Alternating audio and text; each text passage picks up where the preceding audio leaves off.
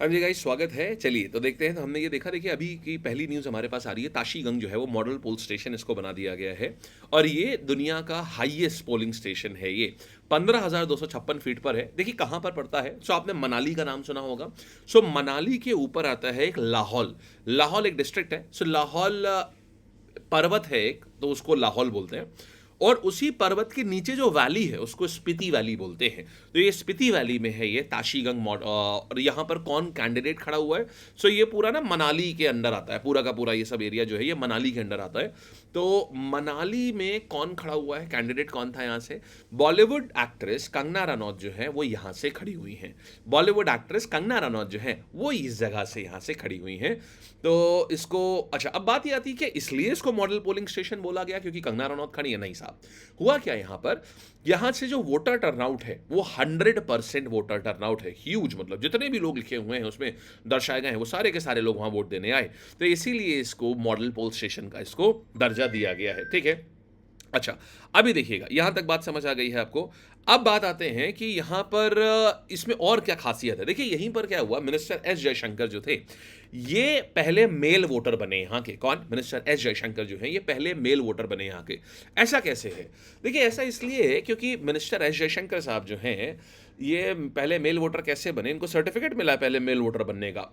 क्योंकि ये पहाड़ी एरिया है, समझिए यहाँ पर मेजॉर, अगर आप कभी भी किसी पहाड़ी एरिया में जाएंगे ना, आपको मेजॉरिटी विमेन आपको मेन रोल्स में दिखेंगी। यहाँ पर गाड़ियाँ महिलाएं चलाती हैं, यहाँ पर दुकानें महिलाएं चलाती हैं, यहाँ पर आपको जितना भी मेजर काम होगा, जैसे आप अगर अपने बाकी इंडिया में अगर आप देखोगे तो आपको मेनली आपको दिखेगा कि मेंस जो हैं वो बाहर का काम कर रहे हैं। यहाँ पर क्या होता है, महिलाएं ही यहाँ पर बाहर का काम करती हैं। आप कहेंगे तो फिर इसका मतलब क्या मेंस घर का काम करते हैं? नहीं, वो भी नहीं करते हैं। मतलब अलग अलग रहता है, ऐसा तो घर के अंदर तो जाके नहीं देखा किसी के। लेकिन महिलाओं का ये तो है कि ये यहाँ पर पहाड़ों में ना थोड़ा महिला प्रधान एरिया रहता है पूरा। यहाँ पर जितना भी काम है सारा काम महिलाएं करती हैं, नौकरियां से लेकर के बिजनेसेस रन करने से लेकर सब कुछ। और इसीलिए यहाँ पर पॉलीएंड्री भी होती है, हर जगह नहीं होती। पॉलीएंड्री मतलब एक से ज़्यादा हस्बैंड रखने की परंपरा, ये भी यहाँ पर पहाड़ी महिलाएं फॉलो करती हैं। हर कोई नहीं, अगेन जो, लेकिन आपको पॉलीएंड्री और कहीं नहीं मिलेगा। मिलेगा तो पहाड़ी एरिया में ही मिलेगा आपको, एक से ज़्यादा हस्बैंड रखने की जो परंपरा है। अच्छा, तो ये कब बना, कब था ये देखिएगा, ये कब बना है, ये 2019 में इसको ताशीगंग को मॉडल पोल स्टेशन बनाया गया था। अच्छा, यहाँ की बात करते हैं। इसी इलेक्शन पीरियड में क्या हुआ, इन ये जो पहले इंडिपेंडेंट इंडिया के पहले वोटर श्याम सरन नेगी, इनको भी रिमेंबर किया गया अभी, क्योंकि अभी ही इलेक्शन बीता था। तो एक बड़ा प्यारा प्रश्न बनता है यहाँ से कि बताइए इंडिपेंडेंट इंडिया के पहले वोटर का नाम क्या है? तो हम कहेंगे श्याम सरन नेगी, ये इनका नाम है। और 106 वर्ष की उम्र में 2022 में इनकी मृत्यु हुई है। तो नाम है इनका श्याम सरन नेगी। ये एक स्टैटिक फैक्ट के लिए बहुत अच्छा है ये। चलिए आइए आगे बढ़ते हैं, यहां तक हमने देख लिया। अब देखिए प्रश्न है एक, इनमें से कौन सा पोलिंग स्टेशन को मॉडल पोल स्टेशन बोला गया है? तो यहां पर आंसर आ जाएगा हमारे पास में, ताशीगंग को बोला गया है। और आगे बढ़ते हैं। डॉग हमार्जोल्ड मेडल ये नायक धनंजय सिंह को दिया गया। देखिए अभी आपको पता है, अभी कुछ ही दिन पहले हमारा यूएन पीस कीपर्स डे था। आप जानते हैं इस बात को, किस दिन था? 29 मई या 30 मई। अपने दिमाग में इस वर्ड को लेके आ जाइए, 29 मई या 30 मई। कब था ये? तो ये जो था ये आपका कब, 29 मई को 30 मई को अपने दिमाग में लेकर के आ जाइए, कब हुआ था ये यूएन डे। शाबाश। देखो अच्छा, तो अभी क्या हुआ जी, 29 ऑफ मई। वेरी गुड, दिमाग में आप अपने 29 मई लाए, सही लाए। अभी देखिए क्या हुआ। So international day of UN peacekeepers में यूएन उन लोगों को अवार्ड करता है, जैसे अभी आपने देखा एक मेजर कौन सी थी जिनको अभी रिसेंटली अवार्ड मिला, महिला के टर्म्स में उनको अवार्ड मिला है। इनको कौन, क्या नाम था इनका? इनका नाम था मेजर राधिका सेन, याद आया? सो इसी तरीके से इनको मिला है नायक धनंजय कुमार सिंह, इनको ये अवार्ड मिला है डॉग हमार्जोल्ड मेडल। अब ये क्या है डैग हमार्जोल्ड मेडल? देखिए डैग हमार्जोल्ड मेडल क्या था, एक यूएन के ही एक सेक्रेटरी जनरल थे, उनका नाम हुआ करता था डैग हमार्जोल्ड। वो लाइन ऑफ ड्यूटी में ही शहीद हो गए। लाइन ऑफ ड्यूटी मतलब यूएन पीस कीपिंग मिशन पे ही थे वो, और वो क्या हुए, वो लाइन ऑफ ड्यूटी में ही यार शहीद हो गए। और वो थे कौन? वो आर्मी मेडिकल कॉर्प्स में थे वो। तो अब आर्मी मेडिकल कॉर्प्स में थे वो, और लाइन ऑफ ड्यूटी पे उनको हार्ट की कंडीशन थी जिसकी वजह से लाइन ऑफ ड्यूटी पे ही उनकी मृत्यु हो गई। तो अभी उसी के बाद से उनके नाम पर, डैग हमार्जोल्ड के नाम पर एक अवार्ड रख दिया गया कि देखो भाई ऐसा है, ये हमारे चीफ साहब थे, जो कि लाइन ऑफ ड्यूटी में ही ये क्या हुए, ये एक्सपायर हो गए थे। तो अगर अब से कोई भी ऐसा व्यक्ति है जो लाइन ऑफ ड्यूटी में एक्सपायर होता है तो हम उसको ये अवार्ड देंगे। बात समझ आ गई? डैग हमार्जोल्ड मेडल क्या है? ठीक है। तो नायक धनंजय सिंह साहब जो है ये भी लाइन ऑफ ड्यूटी में, ये कांगो में पोस्टेड थे, डेमोक्रेटिक रिपब्लिक ऑफ कांगो में पोस्टेड थे। ये आपको मैंने बताया था पीस कीपिंग मिशन क्या होते हैं, तो वहां पर ये पोस्टेड थे और वहीं पर इनकी मृत्यु हो गई। इनको भी हार्ट की कोई समस्या हुई और इसमें इनकी मृत्यु हो गई। ये भी आर्मी मेडिकल कॉर्प्स में ही ये भी पोस्टेड थे। ठीक है, ये है डैग हमार्जोल्ड मेडल। किसको मिला? नायक धनंजय सिंह को। इंडिया आपको बता दूं सेकंड लार्जेस्ट, लगभग 2,83,000 सोल्जर्स अभी तक भेज चुका है यूएन पीस कीपिंग मिशंस में। यूएन पीस कीपिंग मिशंस क्या होते हैं? जितने भी यूएन कंट्रीज होती हैं उन सबको अपने थोड़े थोड़े पर्सनल्स उनको भेजने होते हैं, ताकि जिन कंट्रीज में अशांति फैल सकती है, जिन कंट्रीज में गरीबी, एक्सट्रीम पॉवर्टी और अंडर डेवलपमेंट की वजह से जिन कंट्रीज में प्रॉब्लम आ सकती है, वहां पर हम पीस कीपिंग मिशन माने हम अपना ऐसे मिशन भेज करके शांति व्यवस्था हम कायम रख सके। ये होता है। ठीक है, आइए आगे बढ़ते हैं। तो अभी देखिएगा, तो ये आर्मी मेडिकल कॉर्प्स में थे और लॉस्ट हिज लाइफ, एक हार्ट डिजीज की वजह से इनकी जान जो है ये इनकी चली गई। अच्छा, अभी देखिए आप इन मैडम को पहचान पा रहे हैं? ये कौन है? कुछ पहचान पा रहे हैं ये कौन है? ये है मैडम रुचिरा कंबोज। ये भारत की रिप्रेजेंटेटिव हैं यूएन में, permanent representative of India in UN, Ruchira Kamboj. चलिए, डैग हमार्जोल्ड मेडल हमने देख लिया है। यूएन के सेक्रेटरी जनरल थे डैग हमार्जोल्ड, जो एक प्लेन क्रैश में इनकी मृत्यु हो गई थी। मैंने इनको भी तो हार्ट अटैक से नहीं अभी इनको खत्म करा दिया? नहीं, नायक धनंजय सिंह को ही कराया था ना।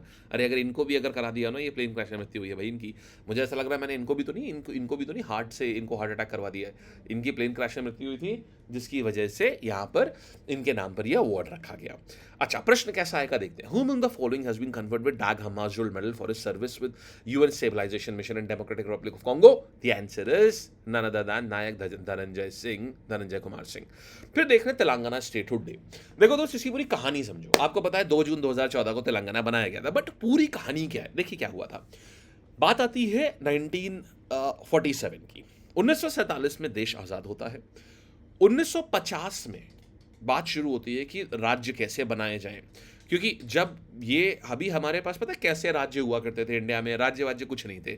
ऐसा था, पार्ट ए में ये वाले एरियाज हम पार्ट्स में हुआ करते थे। हमारा नाम भी ऐसी था, part A, part B, part C, part D, ऐसे करके पार्ट। इंडिया के ये सारे स्टेट्स नहीं होते थे, ये पार्ट ए, पार्ट बी, अलग अलग प्रोविंसेस होती थी जो पार्ट में रखी गई थी। 4 ग्रुप हुआ करते थे राज्यों के। तो फिर बोला गया नहीं भाई, इसको बदलना पड़ेगा। तो फिर जेवीपी कमीशन बनाया गया, धर कमीशन बनाया गया, आखिरी में फिर फजल अली कमीशन आया। फजल अली कमीशन जब आया तो इसने किया, एसआरसी बोलते हैं, स्टेट रीऑर्गेनाइजेशन कमीशन भी बोलते हैं इसको, फजल अली कमीशन को। तो यहाँ पर क्या हुआ, इसने फाइनली क्या हुआ, इसने इस बात को बता दिया कि ठीक है भाई, राज्यों का जो पूरे भारत का जो विभाजन होना है, वो राज्य जो बनने हैं वो लिंग्विस्टिक बेसिस से बनने हैं। किस नाम पर? मतलब भाषा के आधार पर बनने हैं। तो 1956 में सारे राज्य जो थे वो भाषा के आधार पर बना दिए गए, 14 राज्य बनाए गए। लेकिन तेलंगाना जहां से आता है, वो एरिया कहलाता है आंध्र प्रदेश का एरिया, वो पहले ही बन चुका था। वो कैसे बना था समझिएगा। देखिए 1953 में क्या हुआ, जब ये फजल अली कमीशन को गठन किया जा रहा था। 1953 में क्या हुआ, आंध्र प्रदेश में एक थे पोट्टी श्रीरामुलु। तो पोट्टी श्रीरामुलु ने क्या किया, एक हंगर स्ट्राइक करी। उन्होंने बोला कि देखो ऐसा है, हमको तेलुगु भाषी लोग जो हैं, हमें उनके लिए एक अलग राज्य चाहिए। आंध्र प्रदेश पहले कहां था? फिर आंध्र प्रदेश पहले अलग राज्य नहीं था। मद्रास का आपने नाम सुना, तमिलनाडु का नाम सुना है ना आपने? तो तमिलनाडु और आंध्र प्रदेश दोनों को पूरा मिला दो, और इस नाम से एक प्रोविंस हुआ करती थी जिसको मद्रास प्रोविंस बोलते थे ब्रिटिशर्स के टाइम से ही। तो पोट्टी श्रीरामुलु की जब जिद हुई कि नहीं भाई हमें चाहिए, और उन्होंने हंगर स्ट्राइक कर दी और उनकी मृत्यु भी हो गई उस हंगर स्ट्राइक में। तो अभी फिर क्या हुआ, जब उनकी मृत्यु हो गई तो उनके फॉलोअर्स ने बहुत बवाल कर दिया पूरे आंध्र प्रदेश में, एकदम बिल्कुल वायलेंस फैल गया। सरकार ने मजबूरन फिर क्या किया, आंध्र प्रदेश को, मतलब मद्रास प्रोविंस से आंध्र प्रदेश को अलग कर लिया, तमिलनाडु को अलग कर दिया, बोला लो भाई तुम्हारा राज्य आंध्र प्रदेश। तो फिर जो हम किताबों में पढ़ते हैं कि आंध्र प्रदेश 1956 में बना है, वो क्या है समझो। आंध्र प्रदेश एक्चुअल में 1953 में ही बन गया था। पहला राज्य लिंग्विस्टिक आधार पर बन चुका था 1953 में। लेकिन हुआ क्या यहां पर 1953 में ही ये पहला राज्य बन चुका था। बट यहां हुआ ये कि 1956 में क्या हुआ, हैदराबाद के पास भी, हैदराबाद एक अलग प्रोविंस हुआ करती थी, तो हैदराबाद के पास भी क्या हुआ, हैदराबाद के पास में कुछ तेलुगु स्पीकिंग स्टेट्स जो थे वो हैदराबाद के पास में थे। कुछ तेलुगु स्पीकिंग स्टेट्स जो थे वो हैदराबाद के पास में थे। तो जब तेलुगु स्पीकिंग स्टेट्स जो थे वो हैदराबाद के पास में थे, तो इससे हुआ ये कि 1956 में वो उनसे वापस ले लिए गए। वापस क्या ले लिए गए? बेसिकली ले लिए गए। तो जब 1956 में हमने हैदराबाद से तेलुगु बोलने वाले जो एरियाज थे, हमने उनको वापस ले लिया, मतलब ले लिया हमने, और उनको आंध्र प्रदेश में हमने जोड़ दिया। अब हमारा आंध्र प्रदेश कंप्लीट हुआ। तो ये पूरी कहानी और वो एरिया कौन सा था? वो तेलंगाना का ही एरिया था, जो उसको 1956 में जोड़ा गया था आंध्र प्रदेश से। तब आपको वो आंध्र प्रदेश जो आज आप देखते हो ना, ये आंध्र प्रदेश वो आंध्र प्रदेश है जो आप आज देख रहे हो। बात समझ आ गई आपको? तो ये बेसिकली 1956 में कंप्लीट आंध्र प्रदेश का मैप बन गया। तो 1953 में एक्चुअल में आंध्र प्रदेश बना है, बट उसका रीऑर्गेनाइजेशन, मतलब उसमें एरिया ऐड कब हुआ है? उसमें एरिया ऐड हुआ है 1956 में। ठीक है, ये है पूरी तेलंगाना की कहानी। अच्छा, फिर क्या हुआ? तो 2014 में क्या हुआ? 2014 आते आते क्या हुआ? देखो, ये है पूरा एरिया। आंध्र प्रदेश की बात करें तो पहले ये देखो, मद्रास प्रोविंस ऐसे हुआ करती थी। ये है, ये पूरा ऐसे आकर के ये पूरी, ये जो है ना, ये पूरी मद्रास प्रोविंस ऐसे करके आती थी ये। तो अभी क्या हुआ? फिर इसको अलग कर दिया गया। बोला ठीक है भाई, हम अलग कर रहे हैं, आंध्र प्रदेश अलग हो जाएगा। 1953 में ये हुआ। 1956 में इसमें ये वाला तेलंगाना वाला पार्ट और ऐड कर दिया गया कि ये भी तेलुगु बोलने वाले लोग हैं, इनको भी इसी में मिला दो। फिर 2014 में क्या हुआ? इन लोगों को लगा, तेलंगाना साइड वाले लोगों को लगा कि भाई देखो, ऐसा है, सरकार ना इन लोगों का ज्यादा साथ देती है। जो कोस्टल वाले लोग हैं ना, इनके पास इनका ज्यादा साथ देती है, क्योंकि ये पैसा ज्यादा लेकर के आते हैं, इनके पास फिशिंग के रिसोर्सेज हैं, हमारे लिए सरकार ध्यान नहीं देती। तो इन्होंने काफी बवाल मचाना शुरू किया, और 2014 में फाइनली वो बवाल एक्सेप्ट हो गया और बोलेंगे ठीक है भाई, ऐसा है, तुम ले जाओ, तुमको हम अलग कर दे रहे हैं, और तेलंगाना को हम जो है ये अलग कर देते हैं यहाँ से। और 2 जून 2014 में तेलंगाना एक अलग राज्य के रूप में स्थापित हुआ, जिसकी कैपिटल अभी परसों फाइनली मोहर लगी है इसके ऊपर कि हैदराबाद होगी, और आंध्र प्रदेश अपने लिए अलग कैपिटल बनाएगा। तो आंध्र प्रदेश ने अभी अपने वहाँ 3 कैपिटल बना रखी हैं। अमरावती बना रखी है, मतलब 3 अलग अलग, इन्होंने एक फाइनेंशियल कैपिटल, एक लेजिस्लेटिव कैपिटल और एक एग्जीक्यूटिव कैपिटल ऐसे करके बना रखी हैं। लेकिन अब ये भी एक कैपिटल बनाएंगे। आपके लिए छोटा सा होमवर्क है, आंध्र प्रदेश की कैपिटल बताइएगा, तीनों की तीनों। ठीक है, समझ आ गया आपको अच्छे से? तो 2 जून 2014 ये तेलंगाना का स्थापना दिवस है ये। ठीक, तेलंगाना शब्द जो है वो त्रिलिंग से आया है, माने शिव। त्रिलिंग मतलब शिव टेम्पल। एक्चुअल में यहाँ 3 बड़े शिवलिंग हैं यहाँ पर, इसीलिए इसको त्रिलिंग बोलते हैं। ठीक, आओ। तो तेलंगाना स्टेट डे कब होता है दोस्त? ये होता है 2 जून में। Hope I am clear. Next one, IAF contingent ने रेड फ्लैग 2024 एक्सरसाइज अलास्का में ज्वाइन करी है। ये बड़ी सिंपल सी चीज़ है। देखो यार, ये क्या होता है? सो रेड फ्लैग एक्सरसाइज है जो कि हर साल होती है। कहाँ पर होती है ये होती है अलास्का में। हम इसको कर रहे हैं अभी तो फिलहाल इस बार अलास्का में कर रहे हैं। तो ये इसमें 4 कंट्रीज पार्टिसिपेट कर रहे हैं, मतलब 4 क्या, अभी इन्होंने ओपन रखा हुआ है इसको कि और भी कंट्रीज कर सकते हैं मेनली, लेकिन इसमें जो बड़े कंट्रीज हैं वो सिर्फ इंडिया और यूएस ही है। तो भारत और यूएस इस एक्सरसाइज को कर रहे हैं। कहाँ पर कर रहे हैं? ये इसको अलास्का में कर रहे हैं। ये किसके बीच की है? ये वायुसेना इसमें जा रही है। ठीक है, और 2 हफ्ते की ये मिलिट्री एक्सरसाइज होगी ये। अच्छा, अभी इसमें क्या है? देखिए, मल्टीनेशनल लिखा हुआ है, मतलब कई नेशंस होते हैं इसमें। हमें सिर्फ ये ध्यान रखना है कि रेड फ्लैग किसके बीच में? भारत और यूएस के बीच में। कहाँ पर हो रही है ये? अलास्का में हो रही है ये। और कोई जानने की इसमें ज़रूरत है? कुछ भी नहीं। अलास्का क्या है, बस ये ध्यान रखिएगा। सो अगर यूएस का मैप मेरे पास में हो तो मैं आपको दिखाऊँ। देखिए, रुकिएगा, मैं आपको ना मैप ऑफ यूनाइटेड स्टेट्स एक बार दिखाता हूँ ज़रा। मैप ऑफ नॉर्थ अमेरिका आपको मैं दिखाता हूँ कि एक बार ना मैप देखिएगा तो आपको पता चलेगा कि यार अलास्का एक्चुअल में है कहाँ पर। जस्ट अ सेकंड, चलिए। तो आपके पास यहाँ पर अब आ रहा है, और गजब कंट्री है अलास्का के ना। एक काम करना, एक होमवर्क दे रहा हूँ अलास्का का ना। एक काम ये करना, एक चीज़ देखना कि यहाँ पर ना कद्दू कैसे होते हैं। देखना कद्दू इन अलास्का, ये सर्च करना कद्दू इन अलास्का, देखना लौकी इन अलास्का, ये देखना, फिर मेरे को बताना कैसा लगा। देखो, ये है अलास्का। अलास्का में क्या होता है? देखो, यूनाइटेड स्टेट्स ऑफ अमेरिका इतना है ना, लेकिन ये जो पार्ट है ना, ये अलास्का, ये भी यूएस का पार्ट आता है, और ये बहुत ठंडा है। आप देख रहे हो यार कौन सा लैटिट्यूड पे। आप ये देखो ना, ये 68 डिग्री लैटिट्यूड के आसपास जा रहा है, आर्कटिक सर्कल में जा रहा है। कितना ठंडा होगा। और यहाँ पर 6 महीने धूप होती है, 6 महीने रात होती है, मतलब 6 महीने सूरज ही नहीं डूबता यहाँ पर, और 6 महीने सूरज निकलता ही नहीं है यहाँ पर। ये है आर्कटिक सर्कल। ये पूरा, ये आप देख रहे हो ना, ये अलास्का है। पूरा बर्फ से ढका हुआ है। यहाँ पर इतने बड़े बड़े कद्दू होते हैं, इतने बड़े बड़े सब्जी होती हैं। क्यों? क्योंकि 6 महीने सूरज निकलता है, तो 6 महीने लगातार वो सब्जियां जो हैं वो अपने अपने न्यूट्रिएंट, अपना खाना वो बनाती जाती हैं। पेड़ अपना खाना बनाते जाते हैं। तो सब्जी का साइज, एक एक कद्दू यहाँ 20-20 किलो का होता है, इतना साइज है अलास्का में। Alaska is very interesting. तो रेड फ्लैग एक्सरसाइज अगर मैं पूछूं कहाँ पर हो रही है, ये अलास्का में हो रही है। कौन कौन कर रहा है? भारत और यूएस कर रहे हैं। ठीक बात है, चलिए शाबाश। और 1975 में यूएस, ये 1975 से यूएस एक्सरसाइज कर रहा है। एक बेस्ट पार्ट बताता हूँ, सबसे ज्यादा एक्सरसाइज पता है यूएस के संग कौन करता है? भारत। सबसे ज्यादा डिफेंस अगर एक्सरसाइजेस हैं कोई भी, तो भारत करता है यूएस के साथ में, और कोई नहीं करता है इतनी ज्यादा। भारत से कौन पार्टिसिपेट कर रहा है? हमारे elite of the elite Rafale jet जो है, ये पार्टिसिपेट कर रहे हैं भारत की तरफ से। तो एक्सरसाइज रेड फ्लैग जो है कौन से दो नेशंस के बीच में आ रही है? इंडिया और यूएस के बीच में आ रही है। नए चेयरमैन आ गए भाई स्टाफ सिलेक्शन कमीशन के, और इनका नाम है श्री राकेश रंजन। ये राकेश रंजन 1992 बैच के आईएएस ऑफिसर हैं। यार मैंने जिन राकेश रंजन को देखा था, लेकिन ये फोटो वो फोटो नहीं है। रुकिए ज़रा एक सेकंड में देख लूँ कि राकेश रंजन जो हैं एसएससी चेयरमैन, इनकी फ़ोटो यही है, या तो जिस फोटो को मैंने देखा था अभी ये बूढ़े हो गए हैं। एक सेकंड रुकिएगा। राकेश रंजन और एसएससी चेयरमैन, तो राकेश रंजन एसएससी चेयरमैन की फ़ोटो अगर देखी जाए,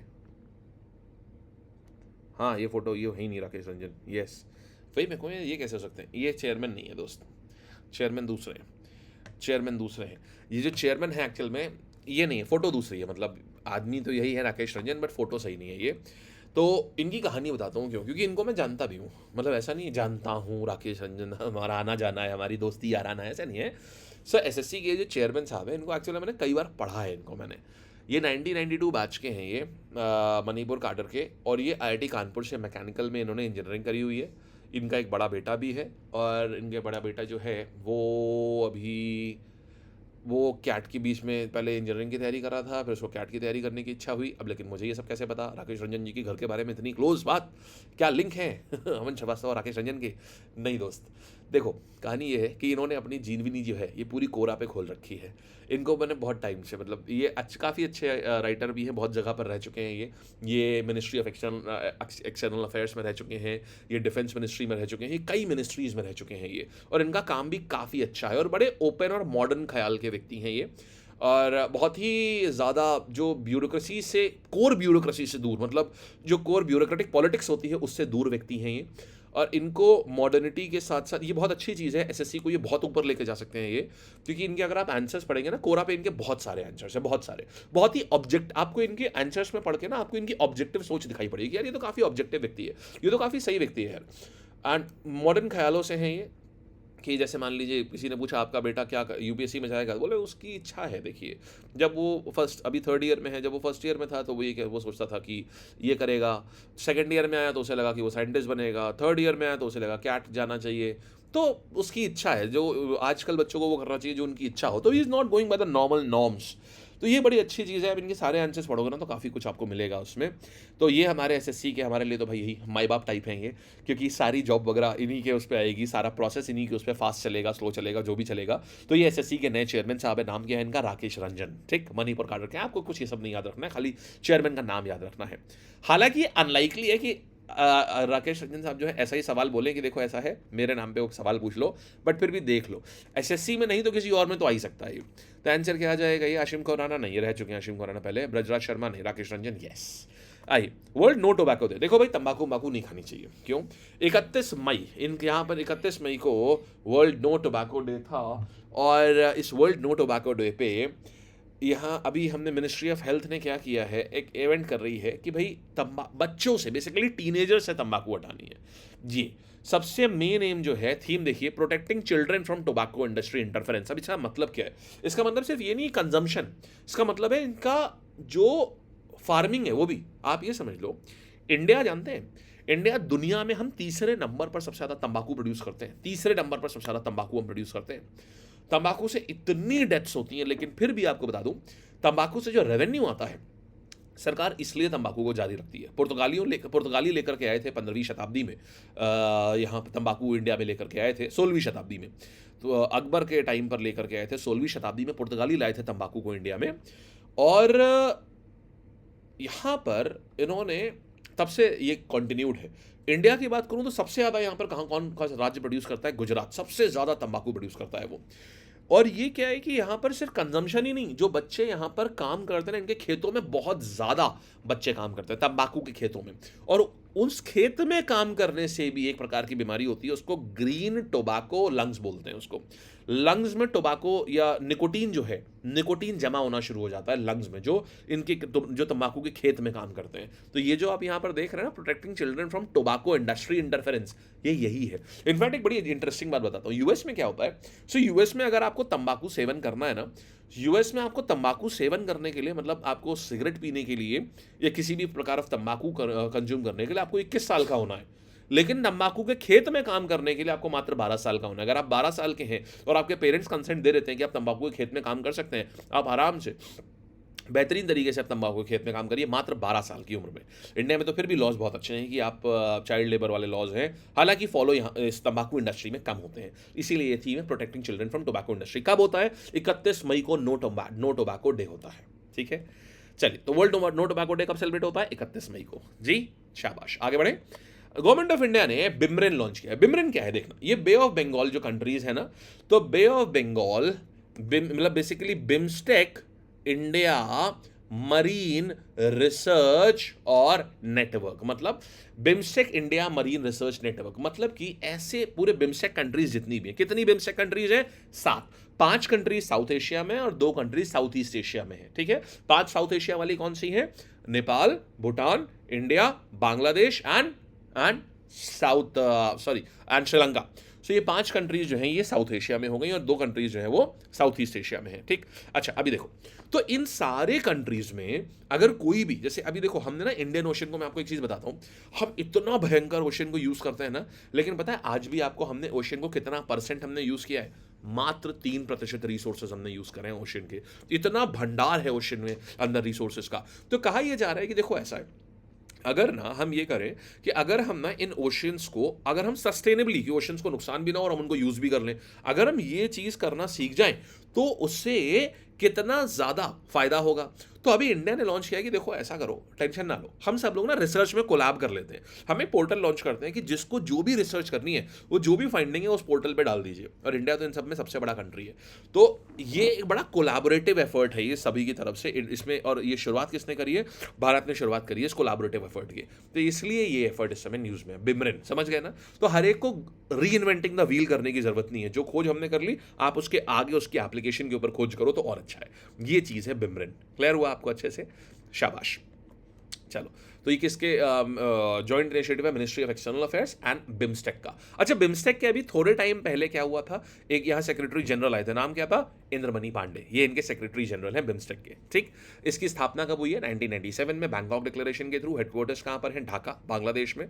और इसमें 5 कंट्रीज हैं साउथ एशिया एंड 2 कंट्रीज हैं साउथ ईस्ट एशिया की, म्यांमार और थाईलैंड, ये आ जाती हैं। ठीक, चलिए, तो government of India has launch initiative enable PhD students from BIMSTEC countries to conduct doctoral research in India. कहां पर? इसका नाम क्या है? BIMReN, bay of BIMSTEC India marine research, N से क्या हो जाएगा? एन से नेटवर्क। यस, ठीक है, चलिए वो शुरू करते हैं रैपिड फायर। आप अपने दिमाग में रिव्यू करोगे क्या क्या चीजें हमने पढ़ाई, आप अपने दिमाग में रिवाइज करेंगे इसको। And which polling station has been declared as a model polling station? Tashigang वाला हो गया। Who has been conferred with Dag Hammarskjold medal? Naik Dhananjay Singh हो गए। तेलंगाना स्टेटहुड डे कब होता है? 2 जून को होता है। देन एक्साइज रेड फ्लैग जो है वो कौन से 2 कंट्रीज के बीच में होती है? एक्साइज रेड फ्लैग की बात करें तो ये भारत और किसके बीच में? एक्साइज रेड फ्लैग की बात करें तो ये इंडिया और यूएस के बीच में। न्यू चेयरमैन ऑफ एसएससी कौन आ गए हैं? ये आ गए हैं mister Rakesh Ranjan. World no tobacco day कब होता है? 31 मई को। एंड गवर्नमेंट ऑफ इंडिया ने लॉन्च किया कौन सा initiative? PhD students BIMSTEC countries के जो हैं इनके डॉक्टरल रिसर्च के लिए, it is BIMReN. That's it, बधाई यू गाइस, टाटा। आज टेस्ट दीजिएगा, ये लैब के ऊपर डेली आपके टेस्ट होते हैं, इसको दीजिएगा जरूर से, ठीक है। And his my Telegram channel, इसको आप यहाँ पर आपको सारे न्यूज़ के नोट्स आपको इससे मिल जाएंगे, ठीक है। अब 9:45 से बरखा मैम की क्लास होगी, उसको एंजॉय करिएगा, ठीक है। एंड 10:45 से बरखा मैम की, 1 सेकेंड रुकिएगा, जस्ट ए सेकेंड।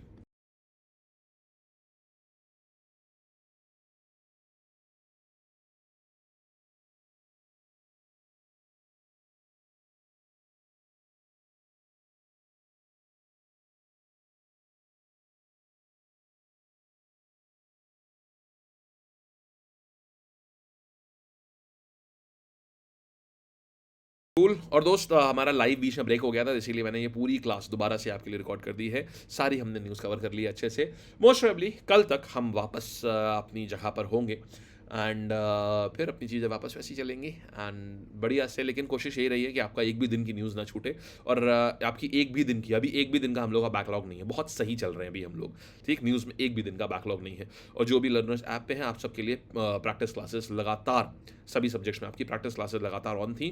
तो आप लोगों का कोई भी नुकसान नहीं, आप लोगों को अच्छा एक टाइम मिल चुका पूरा बैकलॉग अपना जितना भी था वो क्लियर करने का। अब हम लोग फिर से आपकी जो चीज़ें हैं ये मस्त शुरू हो जाएंगी। आज से आपकी मैथ्स और रीजनिंग क्लासेस जो है वो शुरू हो जाएंगी, ऐप पे भी और यूट्यूब पर भी, ठीक। चलिए, thank you, bye bye, take care.